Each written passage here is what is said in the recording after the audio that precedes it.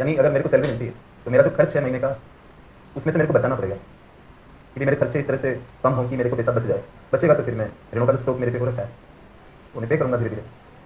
फिर आप ऐसा भी कर सकते हो जैसे लैटिन अमेरिकन कंट्रीज़ आप जानते होंगे जिसमें कैरेबियन सी कंट्रीज़ शामिल होते हैं और दक्षिणी अमेरिका के कंट्रीज़ भी शामिल होते हैं। भूगोल में पढ़ते होंगे आप। लैटिन अमेरिकन कंट्रीज़ इसको बोलते हैं। मतलब कैरेबियन सी के अंदर के जो कंट्रीज़ हैं प्लस जो नीचे पेरू ब्राज़ील वगैरह इस तरह के जो है उनको मिला के लैटिन अमेरिका मिलता है। लैटिन अमेरिकन कंट्रीज़ ने ऋणों को खत्म करने का एक तरीका निकाला कि हम पब्लिक प्रॉपर्टी को बेच दें। सरकार अपनी संपत्ति को बेच के और ऋण को चुकता कर दे। पब्लिक प्रॉपर्टी जैसे भारत में डिसइन्वेस्टमेंट होता है ना, यहाँ पर मैंने आपसे बात भी की थी ना डिसइन्वेस्टमेंट की।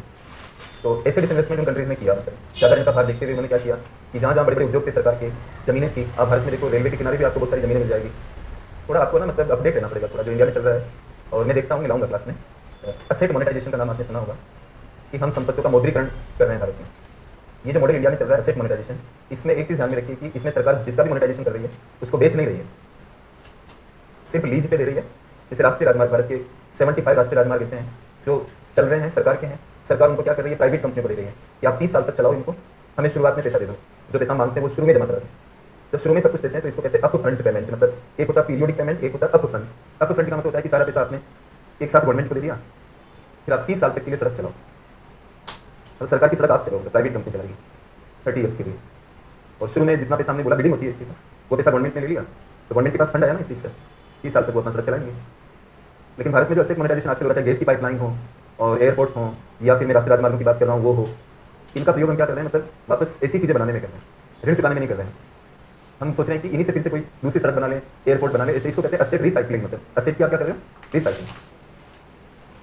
मान लो हमें जैसे किसी ने भेजा कि भाई ऋण हम कैसे कम कर सकते हैं, ऋण जीडीपी अनुपात कैसे कम हो सकता है, तो एक तरीका हम ये अपना सकते हैं कि ये जो एसेट मोनेटाइजेशन हम कर रहे हैं मौद्रीकरण मतलब संपत्ति को मुद्रा में कन्वर्ट करें। मोनेटाइजेशन शब्द तो हमारे घाटे के लिए भी कहता है, बजट घाटे को हम मोनेटाइज्ड डेफिसिट कहते हैं। मोनेटाइज मतलब एक क्रिया हो रही है ना, जब आप आईएससी लिखते हो तो एक क्रिया घटित होती है ना, मनी से मोनेटाइज मतलब उसको मनी में कन्वर्ट कर रहे हैं। तो घाटा मनी में कन्वर्ट हो रहा था तो वहाँ पर हमने कहा ये मोनेटाइज्ड डेफिसिट है। ऐसे ही एसेट मोनेटाइजेशन, जैसे मेरे पास एक जेसीबी मशीन है, सपोज मैं गाँव का हूँ, मेरे पास एक जेसीबी मशीन, मेरे सामने मेरा पैसा मतलब मुझे ऐसा लग रहा है कि मुझे और मशीन लानी है या ट्रैक्टर लेके आना है। मैंने कहा जेसीबी के अंदर मुझे रेट नहीं पता वो कितने की आती है, मान लीजिए 40 लाख रुपये की जेसीबी आती है। तो मैंने किसी को कहा कि ये 20 साल के लिए जेसीबी आप ले लो, अब मेरे को बताओ कि कितने मेरे को दोगे 20 साल जेसीबी अपने पास रखने के। उसने कहा जी मैं आपको 20 लाख रुपये दे दूँगा, बाकी नफा नुकसान मेरा है, जेसीबी में चलाता रहूँगा, आप मेरे को लीज पेपर बना दो कि 20 साल के लिए जेसीबी इनकी है और 20 साल के लिए कितना भी काम कराए जेसीबी से, मैं इनको कोई रोक टोक नहीं करूँगा, नहीं इनको बीच में कहूँगा कि मेरे को पैसे दो।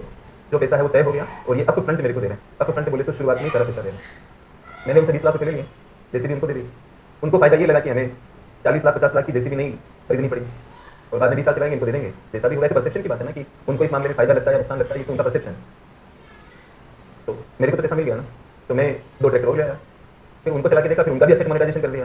मैंने कहा ये 2 ट्रैक्टर और मैं लीज पे देना चाहता हूँ, गाँव में कौन लेने वाला है और कितना पैसा मेरे को मिल सकता है। उन्होंने कहा 2 ट्रैक्टर के हम 10 लाख दे देंगे, मैं 10 लाख से फिर एक और ट्रैक्टर ले आया, उसका भी एसेट मोनेटाइजेशन कर दिया। This is something like this, you need to understand it. Asset recycling आपको ये जो चल रहा है हमारे देश में इसको समझना पड़ेगा दोस्तों, क्योंकि मुश्किल सरल कुछ नहीं होता है, जो होता है वो होता है, जो होता है उसको पढ़ना है। अब आपने जो मैंने इतना बताया आपको, आपने हो सकता नहीं पढ़ा हो कभी भी, लेकिन आपने ध्यान दिया होगा तो आपको जरूर समझ में आया होगा।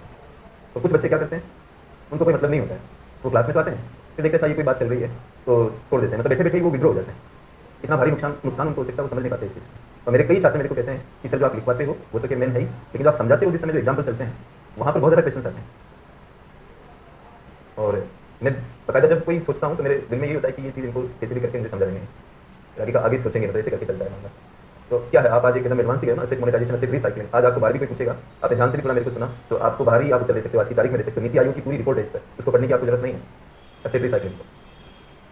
तो अब हम यहाँ जैसे मैंने कहा कि मैं 2 ट्रैक्टर खरीद लेता हूँ, मैंने 2 ट्रैक्टर नहीं खरीद के जिससे उधार लिया उसको दे दिया, ये भी तो एक तरीका हो सकता है मेरे पास ऋण को चुकाने के लिए।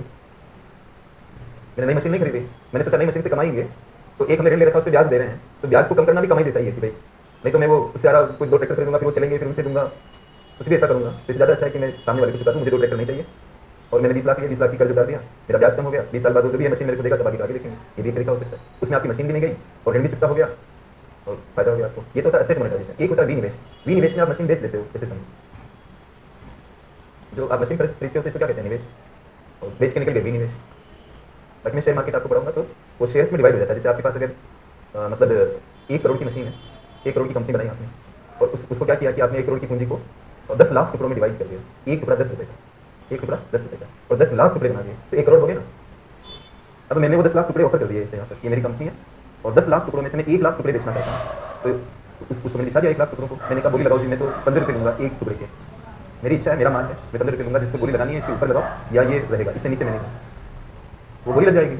हो सकता है वो जो मैं 15 रुपये का भाव लगा रहा हूँ वो लोगों में इतनी आपस में कॉम्पिटिशन हो जाए कि वो रेट 30 पे चला जाए। मैंने मार्केट के सामने रख दिया आपको। मैं कहूँगा जो हाईएस्ट बिल्डर्स होंगे उनकी मैं एक लिस्ट बनाऊंगा और उसके हिसाब से दूंगा। तो मैंने वो टुकड़े बेच दिए, 1 लाख टुकड़े बेचे। पैसे मेरे को ज़्यादा मिले, पैसे मेरे को ज़्यादा मिले, मेरा हिस्सा 10% ही गया, 10% हिस्सा ही गया, लेकिन मेरे को पैसे ज़्यादा मिल गए क्योंकि हर एक टुकड़े को लोगों ने ज़्यादा रेट का खरीदा। तो मेरे को एडवांटेज हो गया। और इसमें सबसे बड़ा फायदा क्या हुआ कि उस मशीन और कंपनी के ऊपर मेरी मेजोरिटी है। मैंने 10% हिस्सा को बेचा, 90% तो मेरा लगा हुआ है, तो मैंने पार्शियली सेल कर दिया। ये पार्शियल सेल तभी हो सकता है जब आप एक मशीन को पूंजी को छोटे टुकड़ों में विभाजित करें, जिसको हम शेयर्स कहते हैं। अदरवाइज मशीन को तोड़ के बेचोगे क्या? एक बड़ी मशीन उसका 10% टुकड़ा करोगे, मशीन का टुकड़ा करने तो चलेगी नहीं। मैं इस आईपैड को या तो पूरा बेचूंगा, पार्शियल क्या होता है इसका, कोई तोड़ के थोड़ी बेचेंगे। लेकिन मैंने कहा ये 50,000 रुपये का आईपैड है, तो मैंने क्या किया कि 50,000 रुपये के कागज के टुकड़े बनाए। ऐसे 50 कागज के टुकड़े बना दिए। एक की कीमत मैंने 1,000 रुपये रखी अपनी साइड से। मैंने कहा जी 50,000 रुपये में मैं मतलब केवल 10% ही बेच रहा हूँ, बाकी मेरा रहेगा। मैंने 10% हिस्सा, अब जिसको 10% हिस्सा मिला हुआ है वो दिन भर में 10% समय के लिए इस आईपैड का इस्तेमाल कर सकता है, बाकी 90% टाइम मेरे पास रहेगा। मैंने 10% हिस्सा इसका बेचा। तो ऐसे मैं इसको पार्सल सेल कर सकता हूँ। ये तरीका होता है। एक जानवर है, भैंस है मान लीजिए, आप उसको चाहते हो कि इसमें 10 लोगों की भागीदारी हो भैंस के अंदर। भैंस 1 लाख रुपये की है, तो आप 10-10 हज़ार के 10 टुकड़े बना रहे हो, 10 आदमी चाहिए ना। ये थोड़ी कि भैंस के 10 टुकड़े कर दोगे आप। फिर इसके बाद क्या होगा? इसके बाद भैंस दूध देगी, बिजनेस कर रहे हैं ना भैंस। और भैंस को खरीद के वो क्या करेंगे भाई? वो तो बिजनेस करने के लिए। अब भैंस का दूध और उसका चारा और पशु आहार, ये उसके खर्चे, उसको कहाँ बांधा जाएगा? जहाँ बांधा जाएगा, किसी के घर में बांधे तो वहाँ रेंट मान लेंगे कि चाहे तुम्हारे घर बांधो, चाहे तुम्हारे जिसके घर भी बांधेंगे वहाँ थोड़ा सा रेंट मिलेगा उस आदमी को। चारे का खर्चा, रखवाली का खर्चा, ये सब खर्चे बना लिए। अब दूध बेचेंगे, खर्चे माइनस करने के बाद साल के अंत में कितने का मुनाफा होता है उसके हिसाब से बंटवारा हो जाएगा। और जिस दिन पूरी भैंस का डिसइन्वेस्टमेंट करना है उस दिन आप बोली लगा दो गाँव में कि कोई ले लो, इसको जो अमाउंट आएगी सब बांट लेंगे आपस में। साधारण सी बात है। लेकिन डिसइन्वेस्टमेंट में एक चीज आ रही है कि आपका हिस्सा कंप्लीटली बिक रहा है, तो हमारी सरकार डिसइन्वेस्टमेंट में कंप्लीट हिस्सा बेचती है जितना बेचना होता है। असेट मोनेटाइजेशन में हिस्सा बिकता नहीं है, संपत्ति सरकार की रहेगी, एक समय के लिए लीज पे जा रही है, फिर वापस मिल जाएगी ना, इस तरह से। और धीरे धीरे देखेंगे आगे जैसा होगा। तो आज मैं ये जीएसटी का टॉपिक उठाऊंगा और बहुत ध्यान से पढ़ने की आवश्यकता पड़ेगी।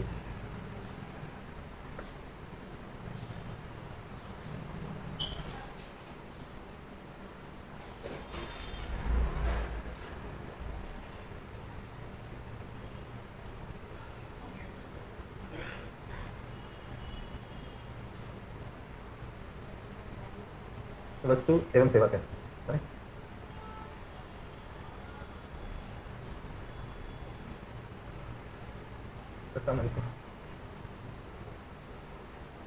देखिए भारत में 101 में 101 में संविधान संशोधन अधिनियम 2016 के माध्यम से 1 जुलाई 2017 से जीएसटी को लागू किया गया है।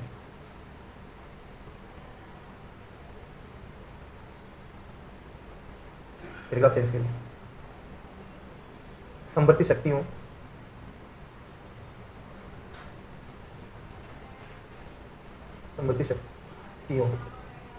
का प्रयोग करके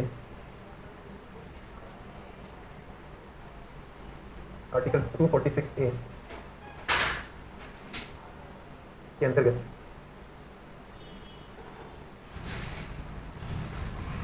कुछ अपवादों को छोड़कर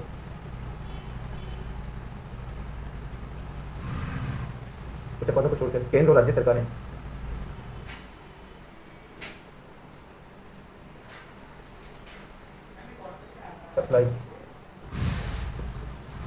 सप्लाई पर जीएसटी आरोपित करती हैं।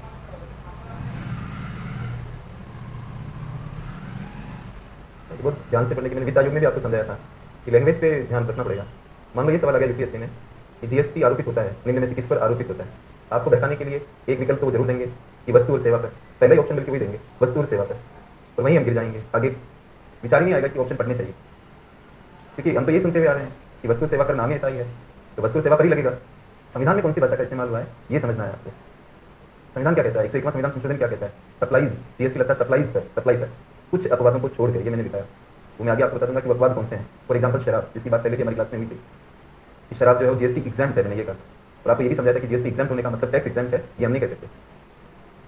तो ये यूपीएससी है, इसमें कैजुअल पढ़ाई चलती है, लैंग्वेज का बहुत इंपॉर्टेंस है। शब्द कौन सा यूज हुआ है ये ध्यान रखना पड़ेगा।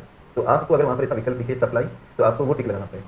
और सप्लाई शब्द कंफ्यूजन क्रिएट नहीं करता है किसी भी तरह की supply, be the supply of goods, be the supply of services, be the supply of anything, even imports, मतलब जो बाहर से माल मंगवाते हो तो सीमा शुल्क को लगता है ये बेसिक कस्टम ड्यूटी जीएसटी का पार्ट नहीं है, वो अलग है। आपने वो भी हमने पढ़ा था ना, एक फाइव डायग्राम पढ़ा था, रूपी कम्स फ्रॉम, आपको याद होगा, उसमें कस्टम्स भी आ रहा था एक जगह और जीएसटी अलग से आ रहा था और कस्टम्स अलग से आ रहा था। पढ़ने वाला बच्चा बिना पढ़े भी बहुत कुछ पता कर सकता है कि कस्टम अलग आ रहा है और जीएसटी अलग दिख रहा है, इसका मतलब कस्टम जीएसटी का पार्ट नहीं है।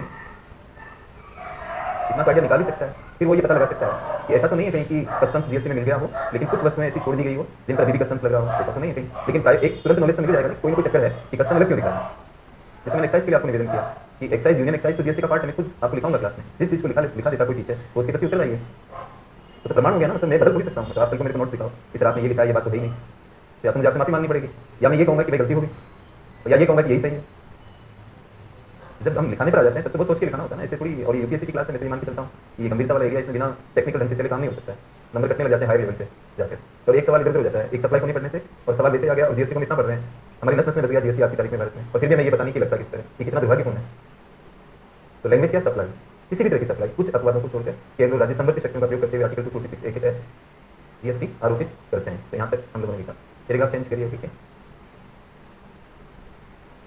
जीएसटी कोमल रही है, मूलतः VAT VAT, value addition tax,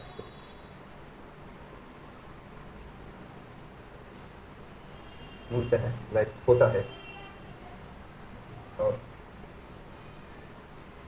वस्तुओं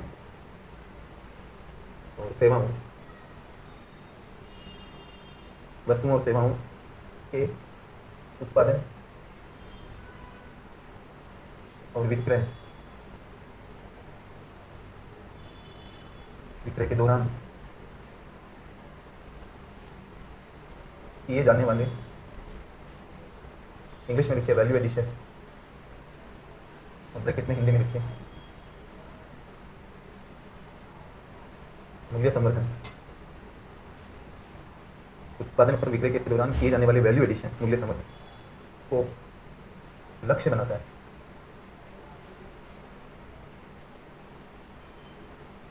यहाँ से आपको थोड़ा अंडरस्टैंडिंग पे जोर देना पड़ेगा।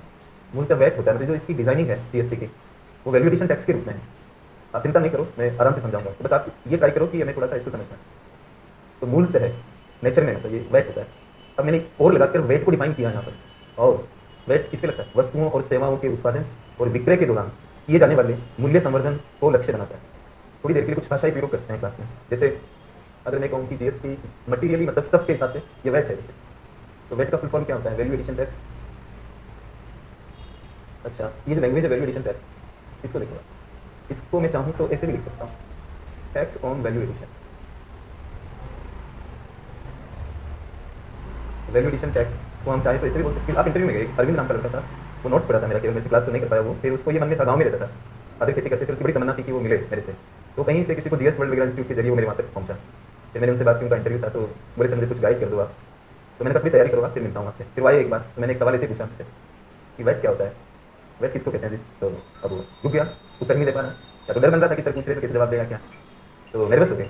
फिर मैंने कहा देखो, अगर कुछ नहीं समझ आता, कोई पूछे इनकम टैक्स क्या होता है, तो आपको लग रहा है कि कुछ स्पेशल परिभाषा पूछ रहे दिखते हैं, तो आप उस चक्कर में मत फंसो कि स्पेशल पूछ रहे कि क्या पूछ रहे हैं, जब कुछ नहीं पूछता है। तो इसका सिंपल तरीका क्या है कि कुछ income tax, what is income tax, you say tax on income, tax on income is income tax. Similarly someone is asking what is VAT, you say tax on value addition, tax on लगा देता हूँ, लगा tax on value. अब कोई पूछे sales tax क्या है, तो आप सेल्स टैक्स लिखा है सर, तो आप इसे भी कह सकते हो, और टैक्स ऑन सेल, तो वैट क्या है कि टैक्स ऑन वैल्यू एडिशन। सुनने में तो बहुत सरल लग रहा है, लेकिन बहुत बड़ा अर्थ भी दे रहा है। ऐसा कर जो मूल्य संवर्धन पर लगता है। यहाँ तक तो आपको भी समझ आ रहा होगा, मूल्य संवर्धन, एक होता मूल्य, एक होता मूल्य संवर्धन।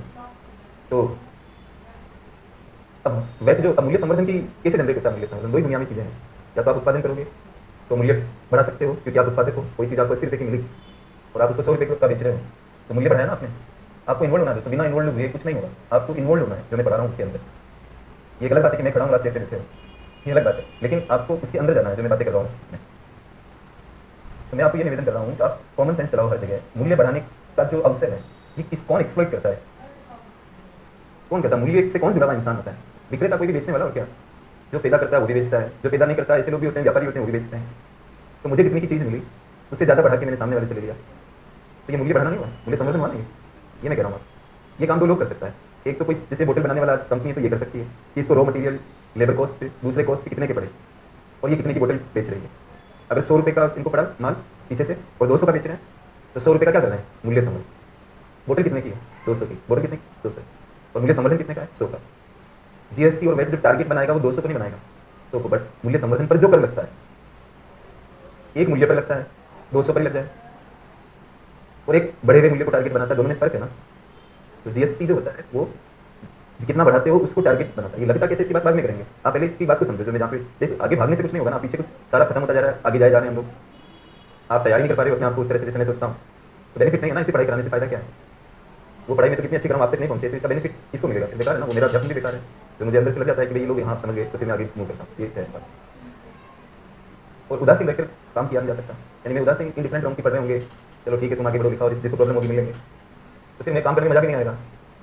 तो बस इतना ही कि बस आप ध्यान देते रहो, मैं समझाता रहूँगा, वैसे धीरे धीरे हो जाएगा सर। तो यहाँ तक तो आपको पता लग ही रहा होगा कि एक पूरे माल के ऊपर हम टैक्स लगा दें, एक बड़े वेपर लगा दें। दूसरा मैंने आपको ये समझाया कि ये मूल्य बढ़ाने की जो बात है ये दो तरह के लोग कर सकते हैं, उत्पादक कर सकता है या विक्रेता कर सकता है। तो वस्तु और सेवाओं के उत्पादन और विक्रय की प्रक्रिया के दौरान जो मूल्य संवर्धन होता है उस पर जो कर लगता है उसको हम वैट कहते हैं। यहाँ तक क्लियर है ना, फिर आप चेंज करें। यह ध्यान देने योग्य है कि यह है ध्यान देने योग्य है कि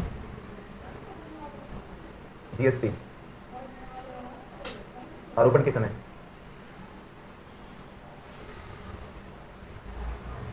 माल के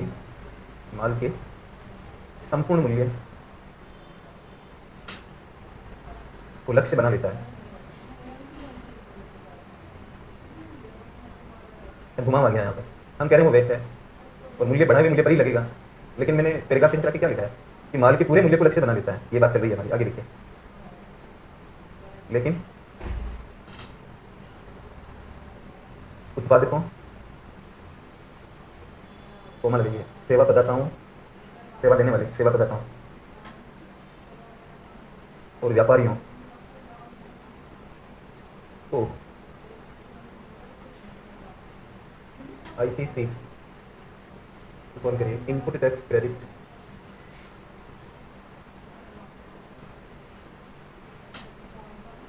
उपलब्ध करवाई जाती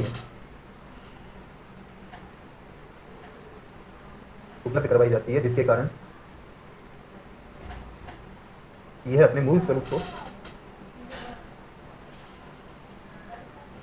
को प्राप्त कर लेता है।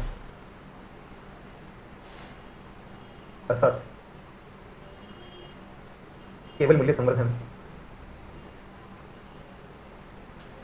पर लगने वाला कर बन जाता है,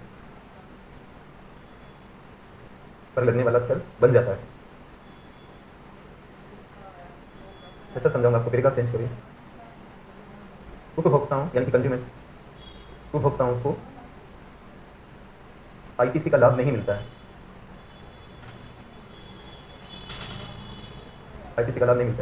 जिसके कारण यह उनके स्तर पर संपूर्ण मूल्य को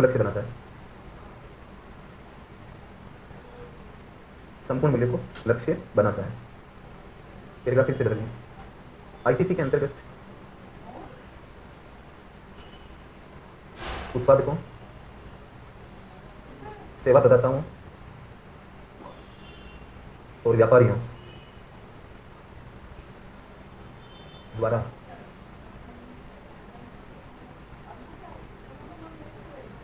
आगतों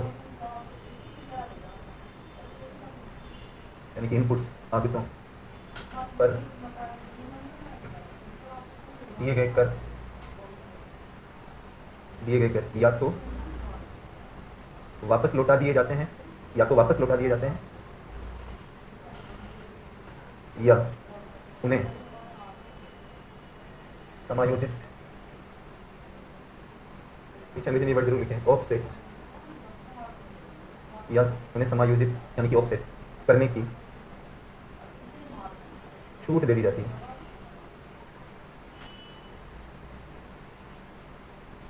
जो बच्चा आईटीसी नहीं जानता है, इनपुट टैक्स क्रेडिट नहीं जानता, वो वेट को नहीं जानता है।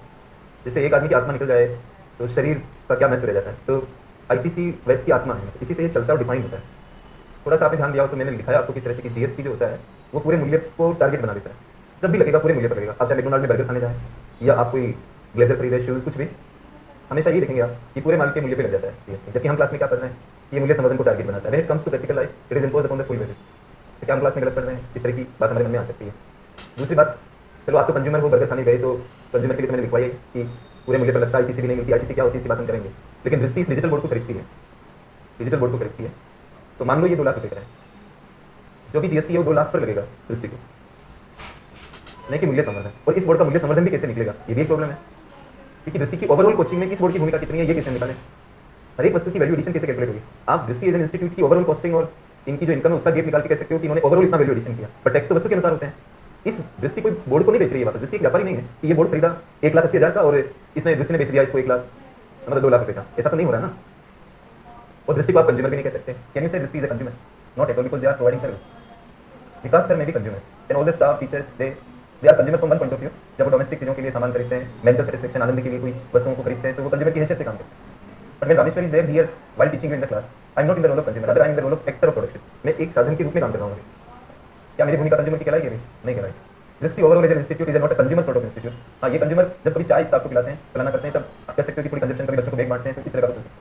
बट एज ए यूनिट ये तो कंज्यूमर नाम से नहीं जाने जाएंगे ना, तो सर्विस प्रोड्यूस कर रहे हैं। अब ये बोर्ड को ये बेच नहीं रहे हैं, तो इसका वैल्यू एडिशन कैसे निकलेगा? ये तो अजीब वाली बात होगी कि आप कैमरा भी ले रखा है इन्होंने, चेयर्स भी ले रखी, सब ले रखा है, इनका न चेयर बेच रहे हैं, ना बोर्ड बेच रहे हैं, ना कैमरा बेच रहे हैं। आप वैल्यू एडिशन तब निकाल सकते हो ना कि 80 का लिया, 100 का बेचा।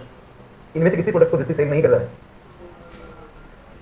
तो वैल्यू एडिशन तो वैसे भी नहीं निकलती। इसलिए क्या कहते हैं, दृष्टि को क्या बोलती है बोर्ड में कि आप जो भी बोर्ड ले रहे हो 2 लाख का ले रहे हो तो पूरे पर जीएसटी लगेगा आपके। ऐसे कोई कुछ भी ले रहा है, ये बोतल बनाने वाला कच्चा माल खरीद रहा है तो इसके ऊपर भी पूरा जीएसटी लग रहा है। जब जीएसटी इंप्लीमेंट होता है तो पूरी रेट के ऊपर लगता है। आप ये ध्यान रखो, चाहे वो कंज्यूमर हो, कोई सा भी इंसान हो इस भारत के अंदर, वो प्रोड्यूसर की हैसियत से खरीदे, किसी भी हैसियत से खरीदे, जीएसटी पूरे माल के मूल्य पर देना है। लेकिन एक ऐसी चीज़ डाली जाती है जिसको हम कहते हैं आईटीसी बोलते हैं। आईटीसी का अर्थ मैंने आपको लिखाया कि ध्यान देते रहना, थोड़ा सा भी ध्यान से हटे नहीं तो फिर देखो मैं अपना काम पूरा करूँगा जो मेरे को करना है, ताकि मुझे अंदर से ये नहीं हो कि ये चीज़ मैंने आपको नहीं पढ़ाई, आपका सवाल आ गया मेरी वजह से इधर हो गया। जवाब यही होती है ना, तो मार्केट सबसे बड़ी जवाब देगी है। आप मेरे को थोड़ी कुछ कहने वाले हैं। लेकिन मेरे एक बार गोवा घूमने के लिए गया और संडे का दिन था, तो मैं उदास था। तो मेरे परिवार वालों ने मुझे कहा कि यहाँ पर भी परेशानी रहती हो क्या कारण है परेशानी का? मैंने कहा नहीं कोई बात नहीं, आप नहीं समझ पाओ। और मुझे तो पता नहीं कि मैंने बोला नहीं और झगड़ा होगा नहीं या ऐसा कुछ होने नहीं, इस करके हमारे बोलने ना। तो वो बोले फिर भी बताओ। मैंने कहा यूपीएससी की परीक्षा क्या बताएं आप, पीटी का एग्जाम है, पीटी का एग्जाम आप दे रहे हो क्या? मैंने कहा मैं नहीं दे रहा हूँ, मेरे बच्चे दे रहे हैं। प्रॉब्लम ये है। अब बाई द वे मैंने कहा मैंने तो अपने हिसाब से कोशिश की, लेकिन बाई द वे कुछ सवाल ऐसे आगे जो कुछ हो जाएगा ऐसा कुछ, तो स्टूडेंट्स मेरे क्या बोलेंगे, मेरे को ये टेंशन। तो उन्होंने कहा एक सवाल का जवाब दो आप, उसके बाद फिर दिमाग आपका फुल नहीं होता है तो फिर देखेंगे। तो उन्होंने मेरे को कहा कि आपने तो अच्छे से पढ़ाया ना, अपनी तरफ से तो अच्छे से पढ़ाया। मैंने कहा ये तो मैंने किया, तो फिर छोड़ दो। एक बच्चा भी तो साल भर पढ़ता है, मेहनत करता है, उसका भी नहीं हो पाता कई बार, पीटी उसके भी से बाहर चली जाती है। बस आप अंदर से ये कहो कि हाँ ठीक से पढ़ाया। मैंने कहा ये तो ठीक है। तो वो सेटिस्फेक्शन हम कहाँ से लाएंगे? मतलब वो तो मैं क्लास में पढ़ाऊंगा तभी होगा ना वो सेटिस्फेक्शन, इसलिए मैं तो अपना काम करूँगा। अब इसमें क्या है दोस्तों कि ये जो आईटीसी होती है, तो कोई भी जैसे अब ये बोर्ड है, ये दृष्टि के लिए सर्विस देने के हिसाब से इनपुट हुआ है। मतलब कैमरा एक इनपुट बना, मैं भी इनपुट हूँ इनके लिए, और ये भी इनपुट है, ये चेयर्स भी इनपुट है। इनपुट आउटपुट ये तो आप समझते होंगे ना, आगत निर्गत है ना। कोई आगत होते हैं उनको प्रोसेस करके या उनका सहयोग लेकर कोई चीज़ बनाते हैं, कोई प्रोडक्ट बनाते हैं। वो प्रोडक्ट सर्विस वाला भी हो सकता है, वो प्रोडक्ट वस्तु के रूप में भी हो सकता है। इस क्लास में आपको जो कुछ नजर आ रहा है आपको छोड़ दे, आपको बता दें जो कुछ दिख रहा है इस क्लास में वो सब कुछ इनपुट है। इवन ये लाइटें इनपुट है, सब कुछ जो कुछ भी दिख रहा है वो सब इनपुट है, क्योंकि सब मिल के एक आउटपुट जनरेट कर रहा है, वो है ये कोचिंग सर्विस। ठीक। अब ये जो जीएसटी चलता है, वेट चलता है, किस तरह से चलता है? लगेगा पूरे माल के मूल्य पर, ये लाए 2 लाख रुपये का बोर्ड, तो पूरे पर जीएसटी लग गया, तो ये कोई प्रॉब्लम नहीं, इन्होंने दे दिया। अब आप समझना इसको, ये जितना जीएसटी देंगे इनको बिल तो रखना पड़ेगा ना अपने पास कि भाई बोर्ड पर हमने इतना दिया, बिल तो मेंटेन करने पड़ेंगे। क्लेम करने के लिए आपके डॉक्यूमेंट चाहिए, तो ये बिल इकट्ठे कर लिया उन्होंने, कैमरे पे इतना लगा, चेयर पे इतना लगा, सब इकट्ठे कर लिया।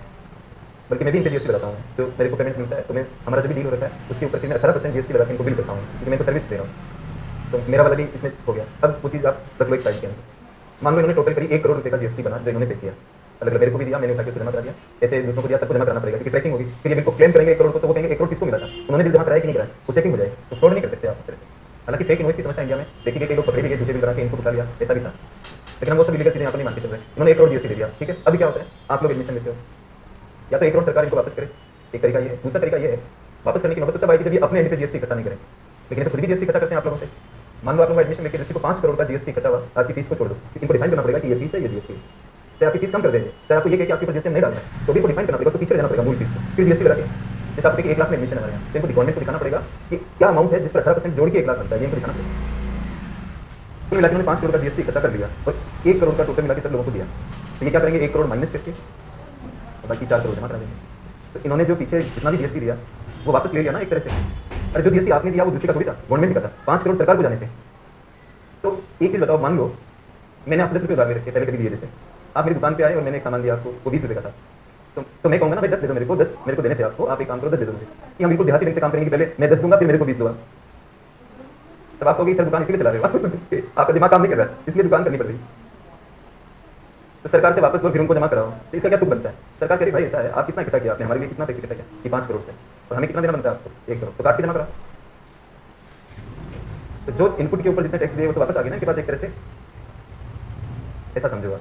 इसको हम कहते हैं input tax credit, credit plus को दिखाता है। तो आपको एक प्लस पॉइंट मिल गया कि देखो मेरे को कर जमा कराना 5 करोड़ माइनस है, मेरे लाइबिलिटी है मेरी, लेकिन मेरे खाते में क्रेडिट ऑलरेडी 1 करोड़, तो वो माइनस करके जो बचेगा मैंने वो दे दिया। ये क्रेडिट वर्ड इसलिए आ रहा है, आप क्रेडिट की चिंता मत करो, आप इनपुट टैक्स क्रेडिट कार्ड ये समझो कि जो इनपुट लेते समय आपने कर दे दिया था उसको गिन लो, और अपने इंडिपेंडेंट टैक्स इकट्ठा कर रहे हो तो उसमें से माइनस कर लो और बचा हुआ जमा करा दो। एक सवाल ये भी हो सकता है कि मान लो दृष्टि ने जब सामान खरीदा तब तो 1 करोड़ दे दिया, और उसी पीरियड में लॉकडाउन लग गया और लॉकडाउन चलते ही रहा 6 महीने तक, अब ये तो टैक्स इकट्ठा ही नहीं कर पाए, तब क्या होगा? तब कैरी फॉरवर्ड का सिस्टम है कि इस साल अगर आप अपनी जो टैक्स पीछे दिया उसको एडजस्ट नहीं कर पाए, अपने लेवल पर इकट्ठा नहीं कर पाए, तो आप अगले साल कर लेना।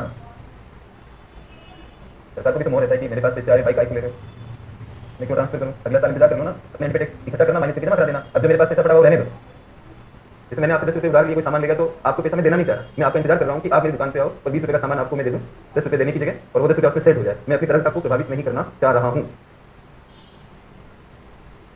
यहाँ तक कोई अड़चन नहीं आई होगी ये, तो इसको हम क्या कहते हैं? आईटीसी कहते हैं। अब मैं एक छोटा एग्जाम्पल उठाता हूँ न्यूमेरिकल में, ताकि मेरे को ये तो साबित करना है कि ये मूल्य संवर्धन पर ही फाइनली लगता है, लगेगा जब तो वो पूरे मूल्य पर लगेगा, कन्वर्ट हो जाएगा मूल्य संवर्धन। तो उसके लिए छोटा एग्जाम्पल उठाते हैं। जैसे मैं 2 आदमी ले रहा हूँ, ज़्यादा बड़ा लेने में मुझे खतरा लगता है, इससे पहले मैं छोटा लेके देखूंगा आप लोगों को कि आपको समझ आ रहा है, इसके बाद मैं ज़्यादा संख्या भी उठा सकता हूँ, लेकिन पहले छोटे में देखेंगे। 2 तो मेरे को लेने पड़ेंगे, 3 लेने पड़ेंगे, एक उपभोक्ता लेंगे और 2 व्यापारी वगैरह या उत्पादक ऐसे। तो मैंने क्या किया कि एक ए नाम का व्यक्ति लिया, एक बी लिया और यहाँ पर एक उपभोक्ता ले लिया, ठीक है, कंज्यूमर।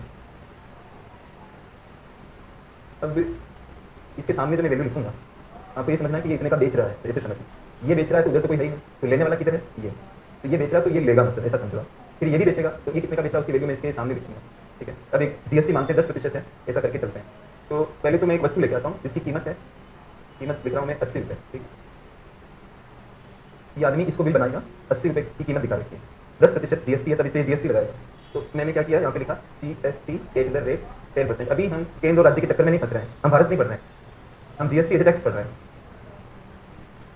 भारत होगा तो इसके 2 टुकड़े हो जाएंगे, मतलब 10 2 भागों में टूट जाएगा। तो पिक्चर को कॉम्प्लिकेट क्यों करें, तो एक में चलने देते हैं। अब ये 8 रुपये इसके ऊपर जीएसटी लगा देगा, बिल्कुल सावधानी चल रही है। अब ये बिल बना के देगा कितने रुपये का, वो मैं नीचे लिख देता हूँ। तो ये 88 रुपये का बिल इनको देगा, ये जो बी है इनको देगा, ये बिल में कोई इशू नहीं। अब बी जो है इसको ले रहा है 88 का, ठीक है। लेकिन ध्यान रखिए ये इस बात को जानता है, ये जीएसटी में रजिस्टर्ड व्यापारी है, इसको पता है कि जो 8 मेरे को लग रहे हैं ये नहीं लग रहे हैं, बस ये ऐसे ही है। इसको माल जब आपको मैं सिर्फ एक नेम बता दूं कि जो टैक्स ये देगा इसको वापस मिल जाएगा कैसे भी करके, तो ये वस्तु इसको 80 की पड़ी कि 88 की पड़ी? 80 की पड़ी, बिल भले 88 का हो। वो जानता है।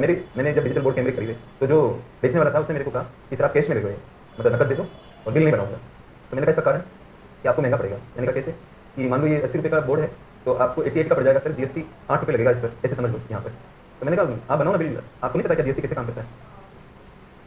तो मैंने उनको कहा कि आपको जितना जीएसटी लगाना हो उतना लगा दो, मैं तैयार हूँ देने के लिए, लेकिन ध्यान रखना मतलब मन मर्जी का मत लगा देना, क्योंकि इनके कोड होते हैं, HSN कोड लगाना। ये बोर्ड किस कोड में आ रहा है और उस पर कौन सा रेट लगेगा ये सोच के लगाना। मैंने तो आपको छूट दे दी, लेकिन जीएसटी जिस रेट के हैं वही लगाओगे कि कोई दूसरा लगा दोगे। मैंने कहा जो जीएसटी लगाओ ना, प्रॉब्लम क्या है, मैं पैसा देने के लिए तैयार हूँ आपको। फिर भी आनाकानी करने लगे, सर इसका फलाना हो जाएगा और इनकम टैक्स में डेप्रिसिएशन नहीं करा पाओगे, ये घिस जाएगा तो इसकी वैल्यू एक्सपेंडिचर में काउंट नहीं होगी। मैंने कहा वो सब चीज़ें छोड़ो, बिल बनाओ। मैंने कहा मैं देख लूँगा, आप मेरी चिंता कर रहे हो ना, मैंने आप मेरी मत करो चिंता।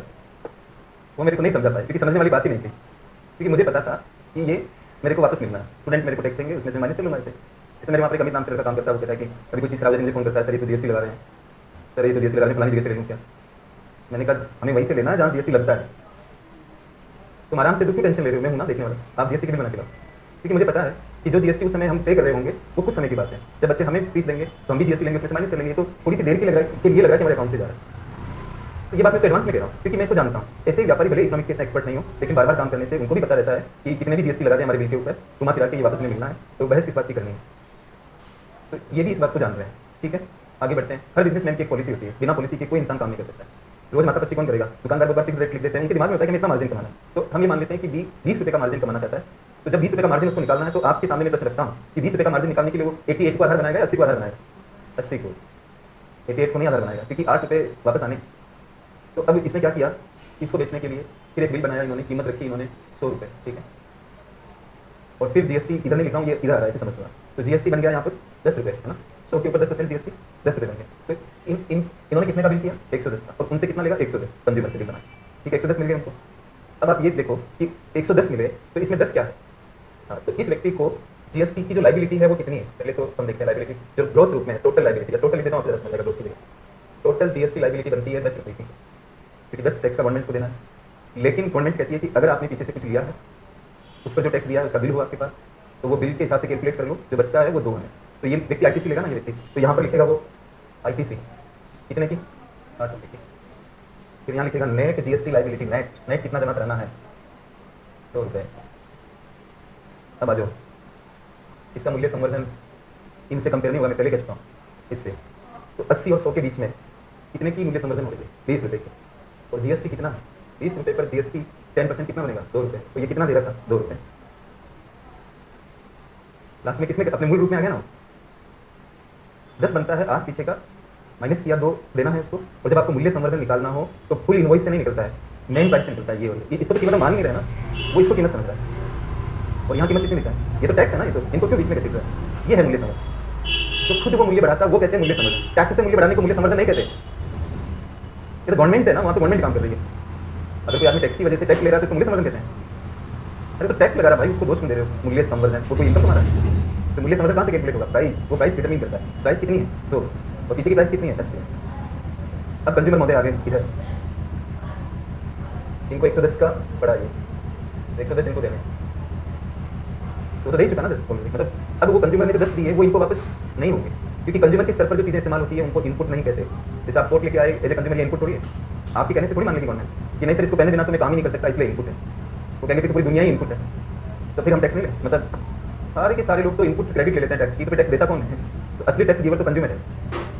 उसको भी आईटीसी दे दोगे, फिर सरकार के पास इनडायरेक्ट टैक्स का कलेक्शन कहाँ से होगा, विशेष रूप से तब जबकि आपने ज़्यादातर टैक्स करों को जीएसटी में डाल दिया, वही सर्विस सर्वा हो, और उसको भी लास्ट में कंज्यूमर को कह दिया कि भाई तू भी 10 ले जा, तो ज़्यादा बेहतर होगा कि जीएसटी लगा ही नहीं देश के अंदर, फिर जीएसटी रहा गवर्नमेंट के पास, सारे तो आपने दे दिया, तो फिर क्या बचा। तो कंज्यूमर, और वैसे भी आपको एक चीज़ बता दूँ कि इनपुट पर टैक्सेशन, इनपुट पर अच्छा नहीं होता है जो देश विकास करना चाहता है। अरे एक चीज़ बताओ, मैं कोई मैन्युफैक्चरर हूँ, मैं माल लेके आया, मेरा माल बिकेगा कि क्या होगा, मेरे कच्चे माल पे आपने टैक्स ले लिया, जबकि मैं कंपनी में इंप्लॉयमेंट देता हूँ।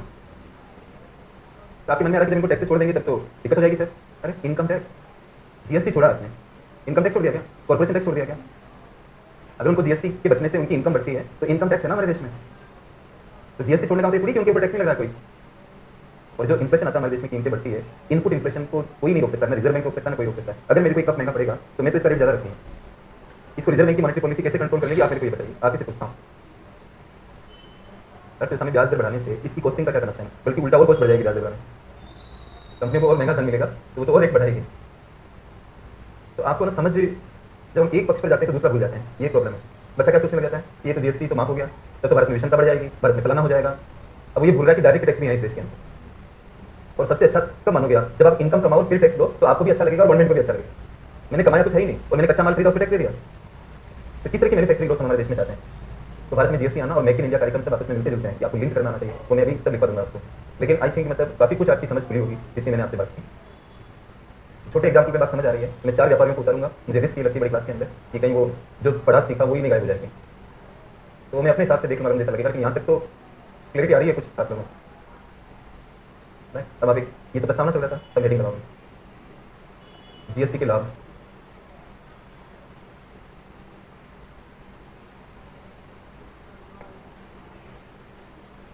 जीएसटी के लाभ, इससे और आपको ज़्यादा क्लियरिटी आएगी। पहला लिखिए फर्स्ट पॉइंट, पीछे की अवस्थाओं, पीछे की अवस्थाओं पर लगे कर आगे की अवस्थाओं पर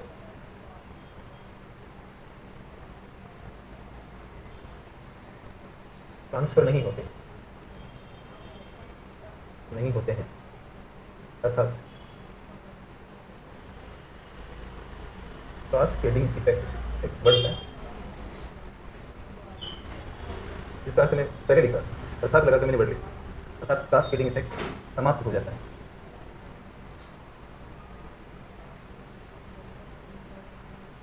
पीछे की अवस्थाओं पर लगेकर आगे नहीं जाते, जबकि पीछे की स्टेज के टैक्स अगर आगे कूद जाए इसको तकनीकी भाषा में कास्केडिंग कहते हैं, कास्केड करना।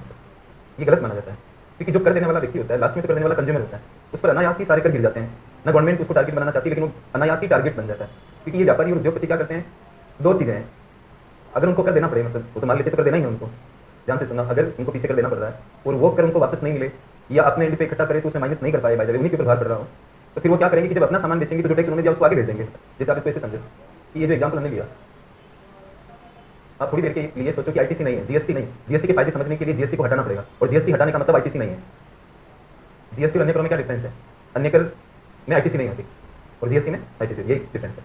अब अगर इनको ये 8 रुपये वापस नहीं मिलेंगे, ये बात इनको पता है पहले से, क्योंकि ये व्यापारी है भाई, इसको नहीं पता हमारे देश में कौन सा टैक्स सिस्टम चल रहा है, इसको नहीं पता कि इसको आईटीसी नहीं मिलेगी, अगर जीएसटी नहीं है तो नहीं मिलेगी, ये जानता है इस बात।